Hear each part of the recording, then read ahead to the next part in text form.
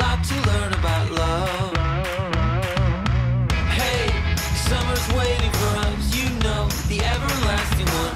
No matter if your heart is cold, I got plenty of time and heat for you. 'Cause I don't wanna wait no more. Hello! I'm Gavin. And I'm Patrick. And welcome to Florida E-Ticket. Presented by Attractions Magazine. Make sure to follow us on all of our socials at Florida E-Ticket and at Gavin and Patrick. So this week we want to do something a little different. We're always trying to change things up, you know, you gotta keep it fresh. And we get asked a lot of questions regarding vacations and what you guys want to know when you're planning your vacation to come down here, because obviously we spend a lot of time in the parks. So we thought we'd give you some tips and tricks, you know, things to do while you're here, and maybe some knowledge about, I don't know, just in general to help you plan your vacation. So we're gonna start off with something that you guys, if you watch us weekly, know that we love, and that is food. And we go through a lot of it, especially in the parks. There's a lot of options when it comes to food in the parks, but it is very expensive. It can get pricey just for a hamburger and french fries, and the markup is crazy. Now, you're more than welcome to bring your own items. That's a little tip for you. You can bring your own stuff into the parks if you like public subs, which are a great option, and any sodas, as long as it's not alcohol and there's no glass, you can bring in food and drinks. But if you're at SeaWorld Orlando, we have been taking advantage, and you guys might already know this, of their all-year dining plan. It's $80 for pass holders, and you get a meal, a snack / dessert, and a beverage, non-alcoholic of course, every time you go out to the park. So you can go every day and get lunch or dinner. It's a great deal. We love it. And if you're going there just for the day, they do have the all-day dining plan for visitors. And how that works is you will go ahead and pay a certain price. Now it starts, I think, at like $34.99. It can go up based on the season if it's a peak or non-peak. But you get like a wristband, and you can get a meal like consistently throughout the day at all the restaurants, all the quick service locations. So if you wanted to eat every hour, you could eat every hour if you want to. So I mean, that pays for itself after just 2 meals, because like a hamburger and french fries can run you like $17, and that's not even with the drink. So the dining plans at all the parks are always something to look into, but we love SeaWorld because we've used that a lot. Now, for those of you who are visiting and have their own cars or rented their cars, this is a really cool tip and trick for you. If you go to Walt Disney World, and if you park at one of the resorts, definitely make a reservation for breakfast there, because you can leave your car there, hop on the monorail or a bus, and it'll take you right to the park that you want to go to. So convenient, it's amazing. But make sure you have a reservation though. You don't want to park there and not have one. Yeah. A lot of these great restaurants do require reservations, so always look into that. But then you can leave your car there all day and not pay $20-something over at the toll plaza. So save yourself some money, have a great breakfast, and go into the parks and have a great day. Now, once you're inside the parks, here is some tips for you regarding attractions and wait times. Obviously, lines are expected when you go to a theme park. You have to wait in line for almost everything. So here's the thing.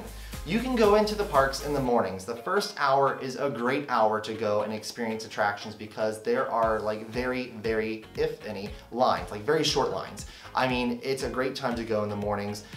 Usually in between like 11 and 3 o'clock is gonna be like the peak time where a lot of people are in lines for rides. So you'll see those drop down again in the evening, early evening and late evening as well. The longer the day, the shorter the lines get. So my favorite time to get onto my favorite attraction is usually like the last hour of the day, because they will, I mean, you'll see it will go down. And also, if you get into line for a ride that's like an hour long, like 5 minutes before the park closes, you're still going to be able to ride. They will not kick you out of the line. So as long as you're in the queue, in the building, before the park is technically closed, you are going to ride, and you can, if it has a long wait, still get on there. And then when you're leaving, it's kind of cool because the park's closed and you kind of feel like you have it to yourself, even though you can't go do anything else.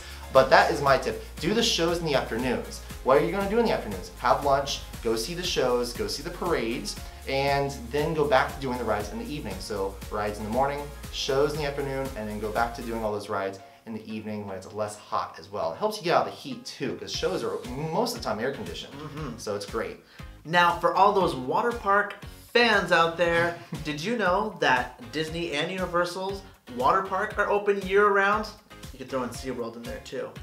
Now, that's what's nice. So if you come in December, Perfect. It's still warm. Still warm over here because it's Central Florida, the lightning capital of the world. So come on by.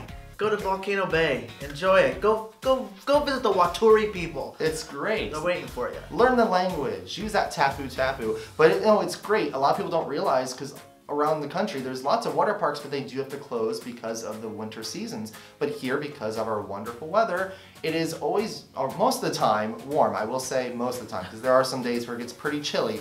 But in December, you wouldn't expect it with the Christmas decorations up, to be warm, but it's actually very tolerable. All the water is heated in the water parks, and it's a lot less crowded. So that's what we're doing. We're not going to Volcano Bay just yet. We are waiting until the fall, and then we're going to enjoy less crowds. Now, if you are not a big eater, of course, a lot of people don't like to eat when they're in the parks because, when you're going on roller coasters, it might not mix very well. But of course, you gotta stay hydrated and you have to have liquid. Water is always free in the parks. You can always ask for a water cup. But if you want soda, if you want some Powerade, some sweet tea, things like that, or even ices, these refill cups, most of the parks have them. SeaWorld and Universal Orlando do. I love them. We both really enjoy Universal Orlando's. You pay $15 for the cup originally, and then anytime you come back in the future, you bring that same cup with you, and it's only like $7 or $8 to reactivate it for the day, and then you get all day drinking again. And of course, it's non-alcoholic items, but they recently added ices. So now you can get those Coca-Cola ices, they have Fanta ice, just all kinds of different flavors around the park depending on where you're going. And you get unlimited ices, Coca-Cola, freestyle machines as well. So you can mix all those flavors, which is kind of fun to do. And then of course you have Powerade if you're looking for something it's a little bit more, well, I wouldn't say healthy, but of course Coca-Cola and any soda kind of dehydrates you. So it might not be the best thing to have during the summer months, but it's still a great deal because a Coca-Cola, like just a bottle, is over $3. And we will have 2 or 3, maybe even 4 of those during the day. So the cup is definitely a good deal, and the cup is also really great to use at home or at work. It's really nice actually. It's insulated, keeps things cold, keeps things warm, so really recommend doing those refill cups in the parks. Now, speaking of being dehydrated, it gets hot. It's humid like crazy over here in Florida. So always check the weather. I think that's probably one of the biggest and most important tips that we can give you if you are planning your trip to Walt Disney World or to Universal. Now, when we say check the weather, don't check it a month in advance, or a month prior, or 2 months prior, or a year prior, because let me tell you what, it's not gonna happen. It's not gonna be what it says. Check it once you guys land in Florida. Check it, just see what it's about. Because I guarantee you, if you're traveling and you're going to Florida in the month between May till around October, it is going to rain every single day. And I wish I was joking, but it is going to rain every single day, normally between 3 and 5 or 6 p.m. So always plan ahead. So go to a theme park that you know that has a lot more indoor attractions, so you know that in the morning, do all the fun outdoor stuff, and then once it hits the afternoon, you'll see around 2 or 3, it'll get really dark, go and do the indoor stuff. But that's probably one of my favorite tips. Yeah, it might rain for 5 minutes, it might rain for 5 hours. Florida is very weird when it comes to this rain, so on those days where it's predicted to rain for most of the day, which we see here and there, especially more in the summer, like he's saying, do those parks like Universal Studios or Magic Kingdom that have a lot of variety of indoor attractions, not so much outdoor. Oh, and also January, February, and March, those are the 3 months where it gets cold. It gets chilly. That's where it gets cold. Surprisingly, you wouldn't think so, but Florida gets cold, and it's January, February, and March. Well, those are tips and advice for you guys, and we hope it really does help when you're planning on your next vacation, or if you're local here, take advantage of those dining plans like we talked about, or those souvenir cups. And if you guys have any really cool tips or advice, things that you've learned over the years as you've made visits or lived here in Orlando, please, let's continue the discussion below, comment below here on YouTube, and we, of course, would love to talk to you as well about those. So, shout out below. Now, make sure you guys go ahead and subscribe to Attractions Magazine. And click that little bell so it notifies you whenever a video pops up from Attractions Magazine. And also, go ahead and follow us on all of our socials at Florida E-Ticket and at Gavin and Patrick on Facebook, Twitter, and Instagram.